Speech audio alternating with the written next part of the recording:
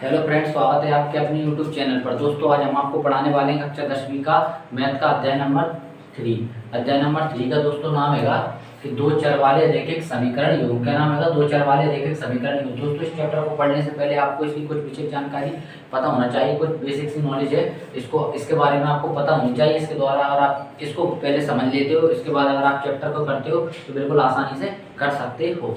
दोस्तों, इसमें आपको 3 कंडीशन दी हैं। कितनी कंडीशन दी है? 3 कंडीशन दी हैं। इन तीनों कंडीशन के बारे में आपको पता होना चाहिए कि दोस्तों, अगर आपको सवाल में ये वाली कंडीशन दिख जाए कि a1/a2 बराबर नहीं है b1/b2 के, तो इसके लिए आपको क्या रखना है कि इसके लिए एकत्रीय हल होगा और प्रतिच्छेदी रेखाएं होंगी और कैसा संगत हल होगा। कैसा हल होगा? संगत हल होगा। दोस्तों, यहाँ से आपकी पेपर में जो MCQ आते हैं ना, OT ऑब्जेक्टेड, वो भी यहाँ से 2 से 3 नंबर के बनते हैं। इन तीनों में से आपको कोई सी भी दे सकता है और यहाँ से आपसे पूछ सकता है कि प्रतिच्छेदी रेखाएं होंगी, समांतर रेखाएं होंगी या समपाती रेखाएं होंगी। तो सेकंड क्या है दोस्तों, अगर ये वाली कंडीशन दे दे आपको कि a1/a2 बराबर b1/b2 बराबर नहीं है c1/c2 के, तो इसके लिए क्या कंडीशन होगी? इसके लिए कंडीशन होगी कि कोई भी हल नहीं होगा और समांतर रेखाएं होंगी और कैसा होगा? असंगत हल होगा। कैसा हल होगा? असंगत हल होगा, समांतर रेखाएं होंगी। और अगर आपके लिए दोस्तों ये वाली कंडीशन दे दे कि a1/a2 बराबर b1/b2 बराबर c1/c2, मतलब तीनों चीजें बराबर हो, क्या a b c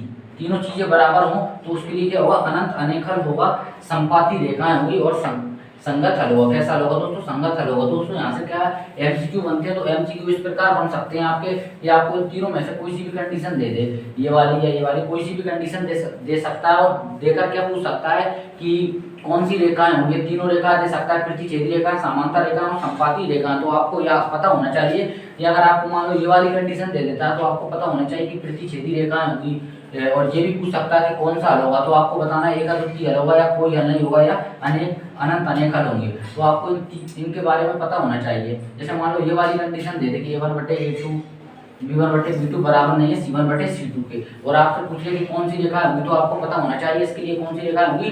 समांतर रेखाएं होंगी। और हल पूछ ले कि इसके लिए कौन सा हल होगा, तो आपको पता होना चाहिए कोई भी हल नहीं होगा। इस प्रकार आप इनको आसानी से याद रख सकते हो और इनको याद रख के आप चैप्टर भी आसानी से कर सकते हो। थैंक यू दोस्तों, धन्यवाद।